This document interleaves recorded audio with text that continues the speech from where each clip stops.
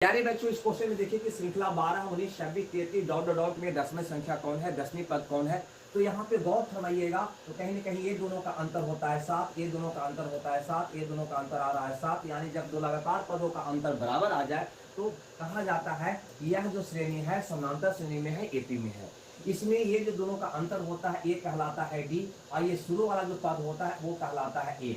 अगर आपको 9वां पद, 10वां पद, 20वां पद निकालना हो तो याद रखिएगा, जैसे कि प्रश्न में कौन पद निकालना है दोस्त, कहोगे 10वां पद, तो आप याद रखिएगा 10वां पद बराबर होगा, 10वां पद बराबर होगा प्रथम पद माइनस इससे एक कम, यानी कि 9 इंटू डी। यानी डी किसको कहते हैं, पदांतर। दो लगातार पदों का अंतर को हम कहते हैं डी, यानी कि पदांतर, जो कि यहाँ पे है 7। अब इसको गौर से बनाइए, है ना। प्रथम पद कितना है तो कहेंगे 12 है, प्लस 9 गुना डी कितना है तो कहेंगे डी है भैया 7। दो लगातार पदों का अंतर तो कहेंगे 12 प्लस 63 यानी कि 75 आपका प्रश्न का जवाब होगा, यानी बी ऑप्शन आपका सही होगा। नहीं समझ में आया तो ये क्वेश्चन और ऐसा आपके एग्जाम में पूछा गया। इस क्वेश्चन को देखिए, यहाँ पर भी दो लगातार पदों का अंतर 6 है, यहाँ पर देखो 6 है, यानी कहीं ना कहीं ये समानांतर श्रेणी में है, लिखा हुआ भी है। आपसे कहता है कि ब्रह्मा पद कौन होगा, तो सीधे आप याद रखिएगा ब्रह्मा पद बराबर होगा प्रथम पद प्लस 12 से एक कम, यानी कि 11 इंटू डी। प्रथम पद कौन यहाँ पे है, 11 प्लस 11 गुना डी। डी कितना है तो कहेंगे दो लगातार पदों का अंतर 6 है, तो कहेंगे यहाँ पे 11 प्लस 66 यानी कि 77 आपका प्रश्न का जवाब होगा, यानी कि ए ऑप्शन आपका क्या होगा, सही होगा। अगर एपी का क्वेश्चन आपसे अब आएगा तो आप पक्का बना डालिएगा। चलिए अगले क्वेश्चन की ओर हम बढ़ते हैं। ये है क्वेश्चन नंबर 28। यहाँ पे भी गौर से कहिएगा तो यहाँ पे अब की बार सबको योग निकालना है ना। 6 plus 11 plus 16 plus 21 plus dot dot plus 71 का मान क्या होगा। यहाँ पर भी दो लगातार पदों का अंतर 5 है ना, बराबर है, यानी कि ये भी श्रेणी कहीं ना कहीं एपी में है, समानांतर श्रेणी में है। याद रखिएगा योग बराबर हमें सिर्फ इतना ही सी बात बताया गया है कि औसत गुणे संख्या, औसत गुणे संख्या। याद रखिएगा योग बराबर होता है दोस्त औसत गुणे संख्या। संख्या का मतलब ये हुआ कि पदों का संख्या 1 2 3 4 डॉट डॉट कई वो है। तो पहले हम संख्या की बात कर ले, पदों की संख्या निकालना हो तो इसका फॉर्मूला होता है अंतिम पद यानी 71 माइनस प्रथम पद यानी कि 6, अब बटा में पदांतर यानी कि डी, यानी कि दो लगातार पदों का अंतर जो कितना दे रखा है यहाँ पे 5 है, 11 में से 6 गया 5 है, ठीक है। अब प्लस 51, ये याद रखिएगा, इसको हल करिएगा तो कहीं ना कहीं आपको आ जाएगा 65 बटा 5 प्लस 51 यानी कि 13 5 65, 13 1 14, यानी इसमें टोटल पद के गो है दोस्त, कहेंगे टोटल पद 14 गो है। और लगातार संख्या का औसत निकालना बहुत ही आसान होता है। औसत क्या होता है, प्रथम पद प्लस अंतिम पद अब बटा का 2, यही इसका औसत होता है। औसत याद रखिएगा प्रथम पद प्लस अंतिम पद बटा 2। अब गुणे संख्या, पदों की संख्या अभी निकालिए, कितना आ गया 14, इसको हल कर दीजिए आपका आंसर आ जाएगा। कहिएगा भैया 7 दूनी 14, हल करिएगा ये हो जाएगा 77 गुना 7, 7 से गुना करिए, 7 से 49 के 9 बाकी 4, 49 और 4 53, 49 और 4 53 यानी कि 539 आपका प्रश्न का जवाब होगा। 539 यानी कि ए ऑप्शन आपका क्या होगा, सही होगा।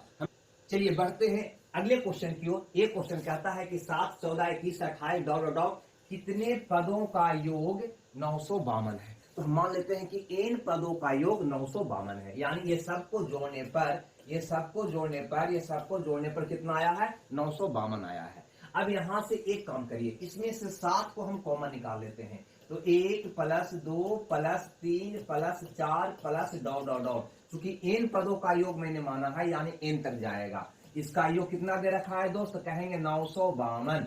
अब थोड़ा सा गौर करो, है ना, ये 7 से तो ये कट जाएगा ना, तो कहोगे जी एक मतलब 7 7 21 7 का 42, 136 बार में कट जाएगा। अब 1 plus 2 plus 3 plus 4 plus dot dot plus N, यानी कि 1 से लेकर एन तक के लगातार प्राकृतिक संख्या का योग आपको पता है क्या होता है, एन इंटू एन प्लस 1 बटा 2 होता है। इसी का मान हमें निकल चुका है 136। हमें एन का मान निकालना है, क्यों, क्योंकि कितने पदों का योग, मैंने माना है कि एन पदों का योग इतना है, यानी कि एन का मान निकालना है। एक काम और करते हैं, थोड़ा सा 2 को उधर कर देते हैं, तो हो जाएगा एन इंटू एन प्लस 1 बराबर है ना, 6 दूनी 12 के 2 बाकी 1 दूनी 26 1 27 इतना आएगा। अब इसके बाद हल कैसे करोगे, तो देखो ये अगर तुम लेते हो 16 तो ये वाला कितना होगा दोस्त, एक ज्यादा यानी कि 17, ये 17 तो एक लोगे 18, ये 18 तो क्या होगा ये 19, यानी वो दो लगातार संख्या आपको निकालना है जिसका गुणनफल 272 आवे।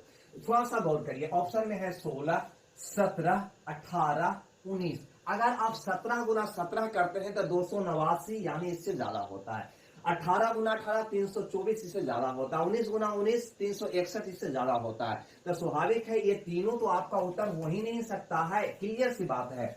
यानी कहीं ना कहीं 16 गुना 17 ही हो सकता है। कहो कैसे, क्योंकि 17 गुना 18 करोगे तो स्वाभाविक है 17 अगर यहाँ n का स्थान पे लेते हो तो 17 गुना 17 प्लस 1 यानी कि 18 करोगे तो 17 का वर्ग ही यानी 17 गुना 17 ही होता है 289 यानी इससे ज्यादा। तो कहां से होगा इसका मान 17, ये हो नहीं सकता। 17 18 19 हो नहीं सकता, हो ना हो आपका n का मान 16 ही होगा। 16 गुना 17 करके देख लेना 272 आएगा। यानी पदों की संख्या कितना आएगा दोस्त, 16। यानी पहला ऑप्शन ही आपका क्या होगा, सही होगा। चलिए आगे बढ़ते हैं अगले क्वेश्चन की ओर। ये क्वेश्चन कहता है कि श्रेणी 1 से 99 तक की गणना में गिनती में दहाई के कुल कितने का है। बहुत सिंपल क्वेश्चन है। एक बार बताओ, अगर गिनती गिनते हो तो 1 होता है, 2 होता है, 3 होता है, 4 5 6 7 8 9 10 11 12 13 है ना, डॉट डॉट डॉट कहां तक 99 तक। इसमें कहता है दहाई का अंक। तो भैया एक बात हमको बताओ कि 1 से लेकर 9 तक में क्या दहाई का अंक कहीं दिखाई देगा। अरे भैया जैसे 4 तक इकाई ना खाली हुआ, अगर कहेगा 6 तो खाली इकाई अंक में हुआ। दहाई अंक स्टार्ट होता है 10 से, 10 से कहां तक 99 तक। सोचो 1 से 99 तक दहाई का अंक की बात किया है तो टोटल 1 से लेकर यहां तक की संख्या है 99। इसको में से यहां तक तो दहाई का अंक है ही नहीं, बाकी सब में दहाई का अंक है। तो इसको घटा दो, यानी 9 को घटा दो, आपका उत्तर आ जाएगा 90। यानी 1 से 99 तक की गणना में दहाई के कुल अंक कितने होंगे, 90 अंक होंगे। यानी कि बी ऑप्शन आपका क्या होगा, सही होगा। दहाई का अंक जैसे कि मान लो यहाँ पे लिख दिया है 35, तो इकाई दहाई, दहाई का अंक हो गया यहाँ पे 3। तो 10 से 99 तक की दहाई का अंक आपको मिलेगा। 1 से 9 तक आपको दहाई का अंक नहीं, केवल इकाई का अंक मिलेगा। हमसे बोला दहाई के कुल अंक के बारे में, तो 10 से लेकर 99 तक आपको काउंट करना होगा, जो होगा 99 माइनस 9 यानी कि 90। आगे देखते हैं अगला क्वेश्चन ये वाला। ये कहता है कि 1 से 200 तक की गिनती में अंक 2 दहाई के स्थान पर कितनी बार आता है। दहाई, इकाई दहाई, दहाई के स्थान पर। तो देखो यहाँ पे थोड़ा सा गौर करोगे आप, दहाई के स्थान पे अगर 2 या कोई भी अंक स्टार्ट होगा, तो जैसे कि 2 की बात किया है तो कहां से स्टार्ट होगा, तो तुम गौर करना 20 से, इकाई दहाई है ना। 19वां में दहाई के स्थान पे क्या आएगा, 1 आएगा। यानी 1 से लेकर 19 तक में तो आएगा नहीं भैया। 20 से लेकर कहां तक आएगा, 29 तक है ना। दहाई के स्थान पे 2 आएगा, बाकी कहीं नहीं आएगा।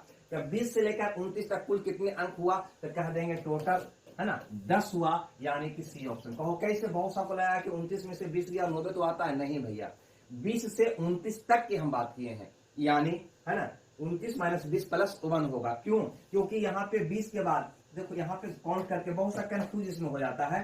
तो देखो 20 हो गया, 21 22 23 24 25 26 27 28 29 है ना। 30 में तो आएगा नहीं है ना। तो दहाई में 2 आ रहा है कि नहीं आ रहा है, देखो यहाँ पे बिल्कुल आ रहा है 2 है ना। तो 1 2 3 4 5 6 7 8 9 10 वो मिलेगा। अब बात करते हैं अगले क्वेश्चन, यानी कि ये वाला कहता है 1 से 100 तक के गिनती में अंक 5 कितनी बार आया। अंक 5 का मतलब हुआ कि चाहे वो इकाई स्थान पर आवे या दहाई के स्थान पर आवे, बस खंड बाई खंड करके गिनिए। यानी 1 से पहले 9 तक में हमको बताइए कि के बार 5 आएगा, तो कहोगे एक बार केवल 5 में। अगर तुम इसके आगे बढ़ते हो तो कहोगे 10 से 49 तक में, 10 से 49 तक में 5 के बार आएगा। तो देखो 10 से 20 के बीच में ये वो, 20 से 30 के बीच में 25 आ जाएगा है ना। 30 से 40 के बीच में 35 आ जाएगा। 40 से 49 के बीच में 45 आ जाएगा, यानी 4 बार मिलेगा। क्लियर है, यहां तक नहीं आता, अपना दिमाग से सोचना।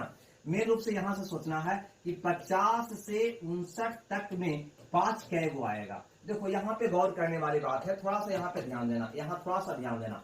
सबसे पहले यहाँ पे ये ध्यान देना है, क्या 50 से 59 तक में दहाई का स्थान पे 5 मिलेगा, तो कहेंगे जी 50 में भी मिलेगा, 51 52 53 54 55 56 57 58 59 10 गो में दहाई के स्थान पे भैया 5 मिलेगा, 10 गो में दहाई के स्थान पे भैया 5 मिलेगा। और एगो 55 ऐसा संख्या है जिसका इकाई के स्थान पे भी एक 5 मिलेगा, यानी इकाई के स्थान पे एगो, टोटल मिल जाएगा 11 गो, यानी 50 से लेकर 59 तक में 5 के गो आएगा, तो हम कह देंगे दोस्त 11 गो। अब हम बात करते हैं यहाँ पे 60 से लेकर 100 तक के, है ना, संख्या में कितना 5 आएगा। तो कहोगे 60 से 70 के बीच देखोगे तो कहीं ना कहीं 65 में एगो 5 मिलेगा।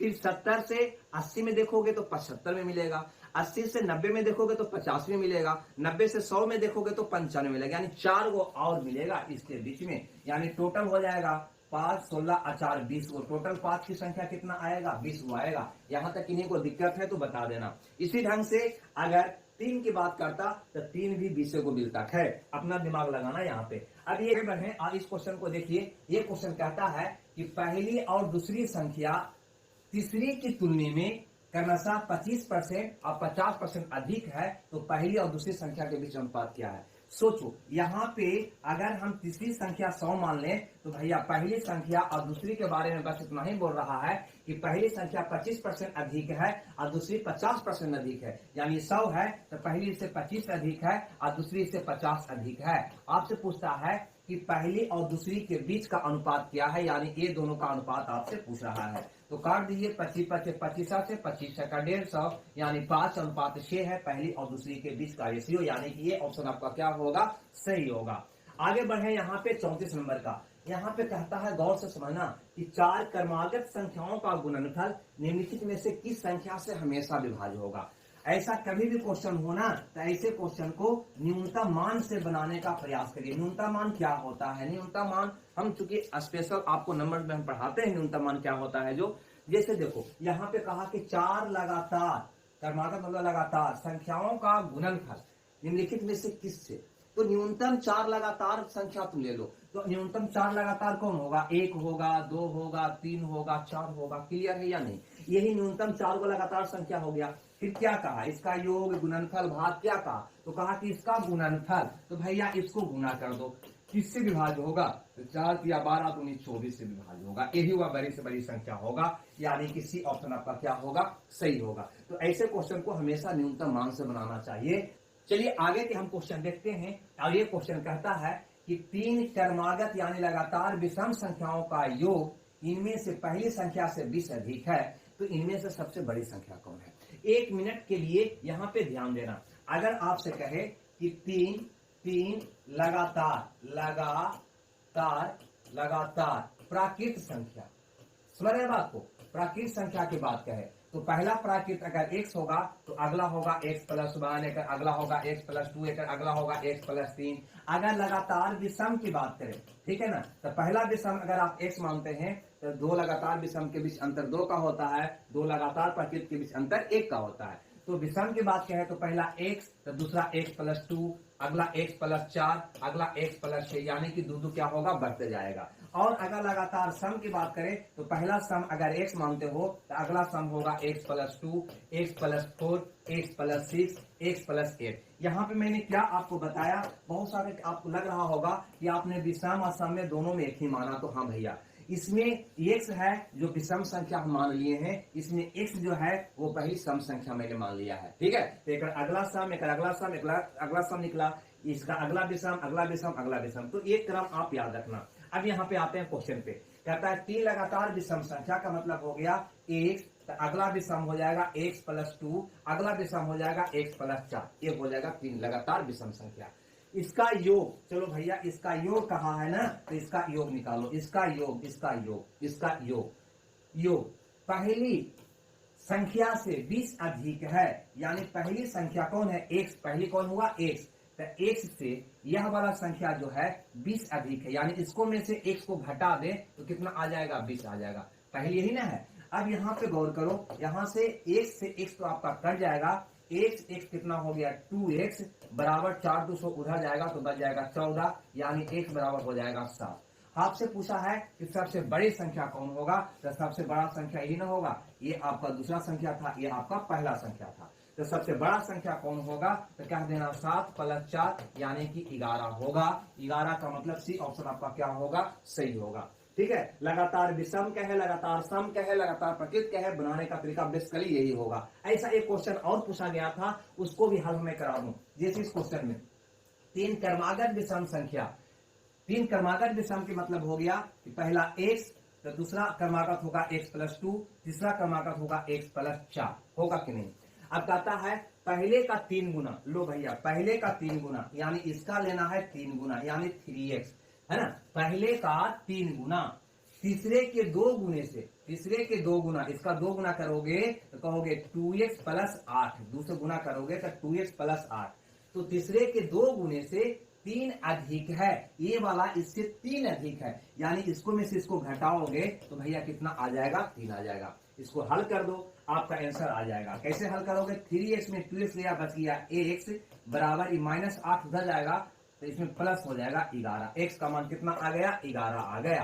आपसे पूछा कि तीसरा पूर्णांक कौन है, तो भैया तीसरा पूर्णांक यही है, यानी x का मान 11, तो 11+4 यानी कि 15 होगा। क्लियर है, यानी ये ऑप्शन आपका क्या होगा, सही होगा। तो कभी भी समीकरण का क्वेश्चन ऐसा पूछे तो आप उसको उम्मीद करते हैं कि आप बना लेंगे।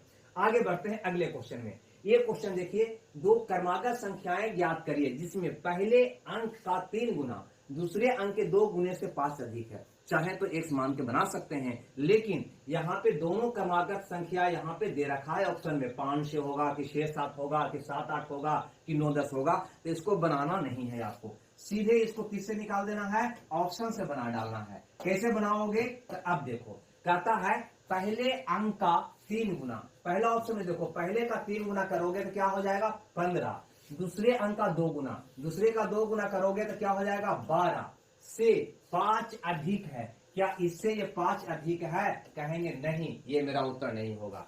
पहले का 3 गुना यानी 18, दूसरे का 2 गुना यानी 14, इससे 5 अधिक है, नहीं भैया 4 अधिक है, ये भी नहीं होगा। अगर इसकी बात करें तो पहले का 3 गुना दूसरे का 2 गुना से 5 अधिक है, तो कहेंगे हाँ भैया 5 अधिक है, आपका उत्तर कौन हो जाएगा, सी हो जाएगा। ऑप्शन से इस क्वेश्चन को बना डालेंगे। आगे देखते हैं 38 नंबर का क्वेश्चन। अब ये देखो, ये तो कहीं ना कहीं तुलना करना है भिन्नों का, जो हम आपको स्पेशल वीडियो भी बनाए थे, यहाँ भी आपको हम समझा देते हैं, है ना, लेकिन ज्यादा डीप में समझाने का प्रयास हम नहीं करेंगे यहाँ पे। अब यहाँ पे देखो कहता है यदि परिमेय संख्या 4/9, कहता है यहाँ पे 4/9, उसके बाद है 7/18, बहुत सा को लग रहा होगा कि माइनस में है सर, हाँ भैया माइनस में है, 5/6, 2/3, है ना, माइनस में सारा संख्या, ये भी माइनस में है, ये भी माइनस में, ये भी माइनस में, ये भी माइनस में, लेकिन मैं माइनस नहीं लिखा है। कहता है को आरोही क्रम में रखा जाए। आरोही क्रम का मतलब होता है पहले छोटा उसके बाद बड़ा, होता है कि नहीं होता है, क्लियर है। यानी जब इसको आरोही क्रम में तुम रखोगे, है ना, माइनस वाला को, तो माइनस में सबसे छोटा कौन होगा, जो प्लस में सबसे बड़ा होगा। माइनस में सबसे छोटा कौन होगा, तो कहेंगे जो प्लस में सबसे बड़ा होगा, यानी कि प्लस में जो सबसे बड़ा है वही पहले आएगा, यानी आपको चुनना है सबसे बड़ा, सबसे बड़ा। ध्यान रखो मैंने क्या बताया, कहता है इसको आरोही क्रम में सजाओ, तो आरोही क्रम का मतलब होता है पहले छोटका, फिर उससे बड़का, फिर उससे बड़का, फिर उससे बड़का। क्लियर है यहां तक। अब सबसे छोटका पहले रखना है, तो माइनस में सबसे छोटका कौन होगा, तो प्लस में जो सबसे क्या होगा, बड़का होगा, यानी सबसे पहले कौन आएगा, तो प्लस में जो सबसे बड़का होगा। इसमें सबसे बड़का कौन है ये आप सुन लो, क्वेश्चन का मतलब ये था। अब चुनने का तरीका पता है तो ठीक है, नहीं है तो हम बताते हैं। इसका अंतर निकालो कितना आया 5, इसका अंतर निकालो कितना आया 11, इसका अंतर निकालो कितना आया 1, इसका अंतर निकालो कितना आया 1। अब यहाँ पे 5, 11, 1 का एलसीएम निकाल लो, जो आएगा 55। आपका टारगेट मिल गया सबको 55 बनाने का। कैसे बनाओगे 55 दोस्त, तो गौर करना, 5 में कितना से गुना करो 55 आएगा, तो 11 से, यानी 4 गुना 11, ये वाला हो गया। 11 में कितना से गुना करो 55 आएगा, 5 से, यानी 7 गुना 5, है ना। 5 में कितना, 1 में कितना गुना करो 55 आएगा, तो 55 से, तो यहाँ पे 55 से गुना कर दो। 1 में कितना गुना करो 55 आएगा, तो 55 से, तो यहाँ पे 55 से गुना कर दो। आपको यही वाला अंश जो देखा है ना, उसको देखकर आपको सबसे बड़का सबसे छोटा चुन लेना है बस। अब तुम बताओ सबसे बड़का कौन होगा, तो कहेंगे 44 हुआ, ये 35 हुआ, सबसे बड़का तो भैया यही हमको दिखाई दे रहा है, यानी 5/6 ही दिखाई दे रहा है। प्लस में ये सबसे बड़ा है, यानी कि माइनस में ये क्या होगा, सबसे छोटा होगा, यानी यही सबसे पहले आएगा, यानी सी ऑप्शन हमारा क्या होगा, सही होगा। समझ में आया तो ठीक है, नहीं आया तो और बढ़िया बात है।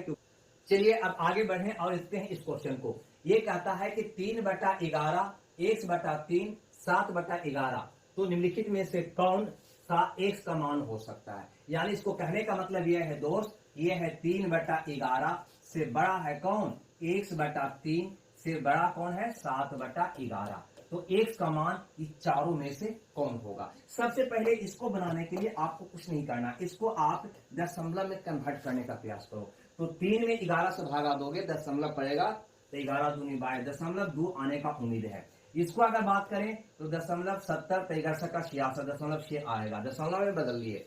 अब यहाँ पे बारी बारी से पहला ऑप्शन को देखो। पहला ऑप्शन अगर x का स्थान पे 0.5 यानी कि 1/2 रखते हो तो इसका मान हो जाएगा 1/6, होगा कि नहीं होगा। 1/6 को दशमलव बदलोगे, कहोगे भैया 0.1, इसका मान आएगा 0.1। 0.1 दोनों के बीच में आएगा का, नहीं भैया, इससे भी छोटा हो जाएगा, इससे बड़ा इससे छोटा आना चाहिए, अतः ये आपका उत्तर नहीं होगा। अगर x के स्थान पे ये वाला ऑप्शन 1 रखते हो तो आपका यहाँ पे मिल जाएगा 1/3। x का स्थान पे 1 रखो तो 1/3 हो जाएगा।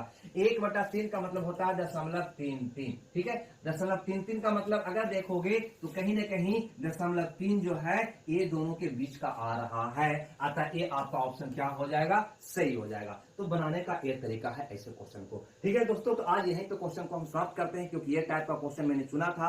हम अगले वीडियो में इसके अगला टाइप का क्वेश्चन हम लाने का प्रयास करेंगे। ये सब लगातार है ना, आपका प्रीवियस ईयर का क्वेश्चन हम करवा रहे हैं। अगर बढ़िया लगता है तो लाइक शेयर करना मत भूलिए, है ना। मिलते हैं नेक्स्ट वीडियो में, जब तक खुश रहिए, मंगल रहिए, ओके, बाय बाय।